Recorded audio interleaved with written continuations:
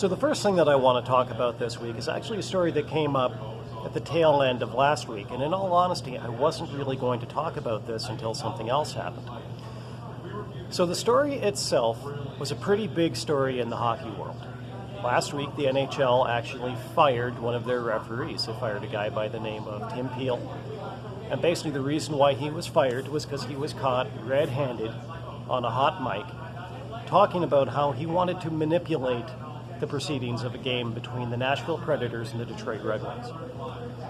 Basically, with the mic live, he went on and said to one of the other referees that he was looking for something to call against the Nashville Predators.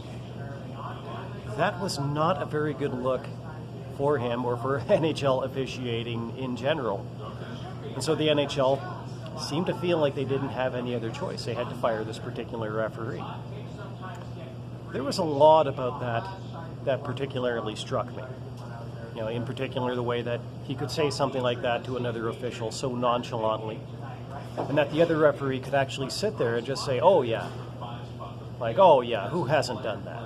Like, who hasn't manipulated the results of a hockey game as they've gone forward as an NHL referee? Oh, that's what we're supposed to do, isn't it?" And as it turns out, well, no, that's not what they're supposed to do at all. So it definitely created the impression that a lot of people have had for a lot of years, and that was that quite frequently in an NHL rink, the referees are going in with the determination, with the grim determination that they're going to be the ones who decides who wins this game and who doesn't. Now, whether or not that's actually what's been going on is completely immaterial to the detail that this is the impression that's being created amongst hockey fans. And so the NHL's hands were tied. They really did have to let go of this referee. But really, the biggest reason why it had actually happened was because he had caused them public embarrassment.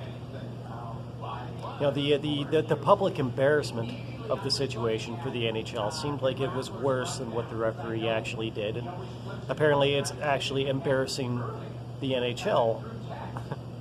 Apparently that's what it takes to actually be dismissed as a referee. No matter how bad you might actually be at it, the one thing that they can't tolerate is embarrassment.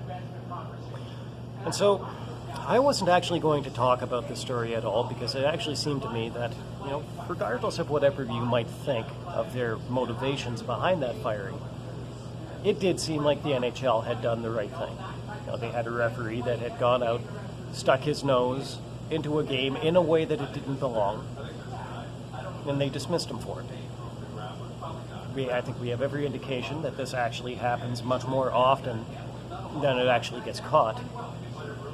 But this time they did get caught and they did the right thing, and I wasn't really going to talk about this story again. And then Hockey Night in Canada aired over the weekend. And at that point, it was something that became a story that couldn't be ignored. Because what happened on Hockey Night in Canada last weekend was that during that first period segment, whatever the hell they might be calling it now that it's no longer Coach's Corner, I don't know. To tell you the truth, I did watch replays of this one, but for the most part, personally, I don't watch it because most of the time that segment is about anything and everything but hockey. Certainly not what the fans are tuning into that show for. But this past weekend, they actually did talk about some hockey.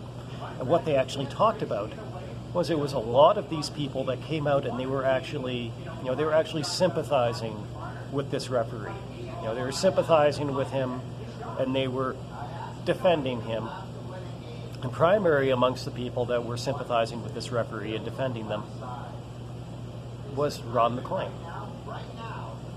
So, Ron MacLean has had something of a troubled reputation with a lot of hockey fans over the past year. And the big reason for that being that when this cancel mob came for Don Cherry and decided that he had to be fired over something that, in all honesty, didn't really resemble a firing offense to a lot of people, Ron MacLean, he went along with that.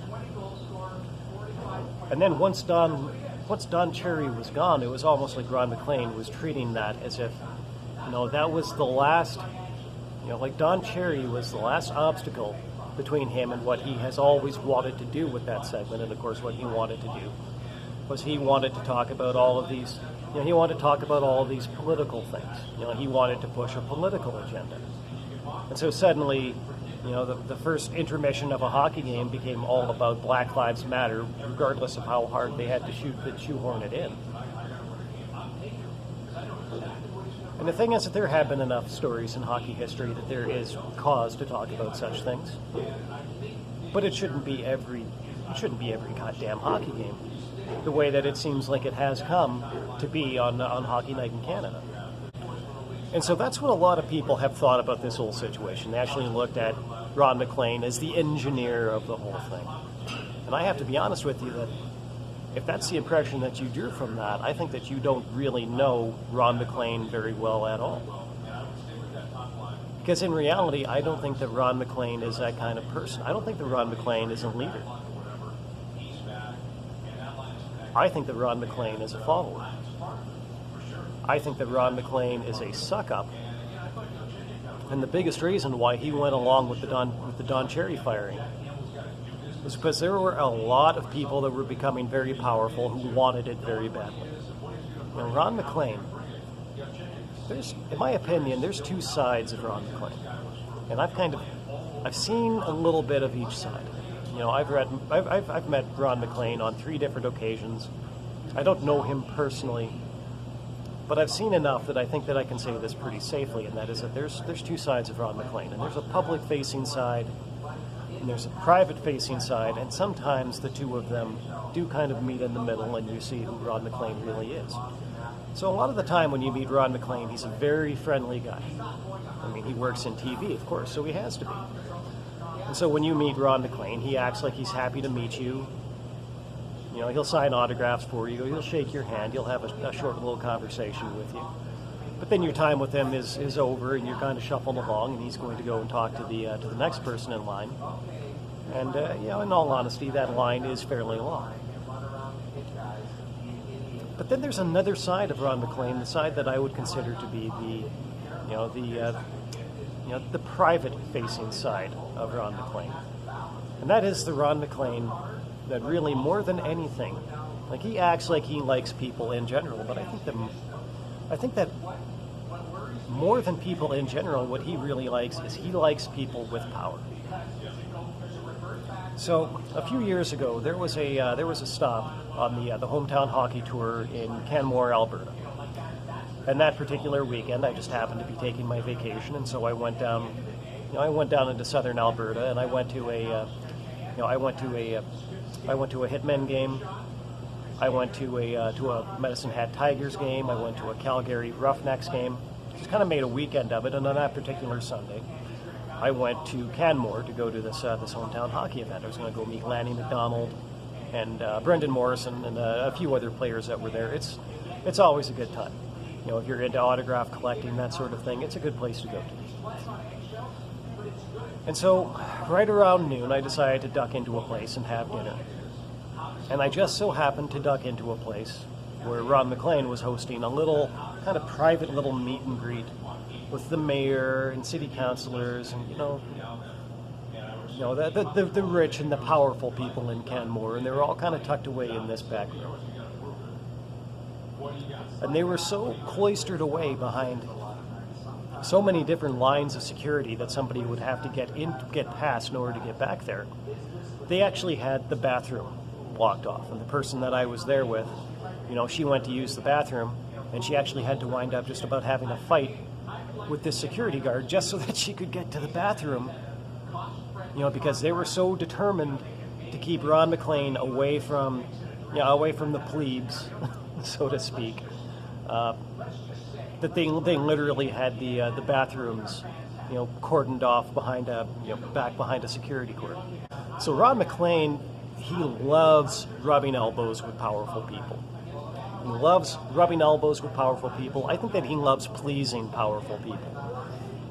And I think that when you look at the sports media over the past few years in particular, what you see is that there are a lot of media people that are politicizing every little aspect of sports they can get their hands on, and it's all being done in one particular way. And so when Don Cherry came out and said that thing, that in reality, I mean, I think that he shouldn't have said it. I mean, I don't think that it was a firing offense, but I do think that he should have been a lot more careful with his words. I mean, when you actually look at what he said, I mean, I won't go into great detail here, but I think what he actually talked about was something that, for one thing, like, nobody really knew was going on in the first place. Nobody knew if it was, and nobody knew if it wasn't. I mean, if it was, then I think that what he said was probably fair enough. But I think that the same rule that we're looking at in terms of like a lot, the same thing that's driving people away from a lot of the sports media right now, to the point where they're not even watching the games, I think it's the same thing that should probably be applied to Don Cherry. Don Cherry, they tune in to watch him, not for his politics. They tune in to listen to him talk about hockey. But because it was known that Don Cherry had these other views that are very much out of vogue with these people who are becoming more and more powerful, well, Ron MacLean, he saw which way the wind was blowing, and so he allowed himself to be blown in the same direction.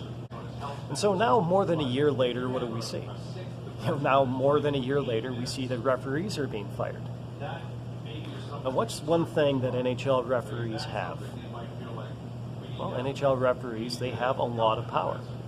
They have a lot of power over the way that these games are played, the way that they proceed, and quite frankly, if they decide to use that power in a particular way, they can have a lot of power over the outcome of the game. And so you see somebody who's very powerful losing his job, even justifiably, and where do you see Ron MacLean coming down on it?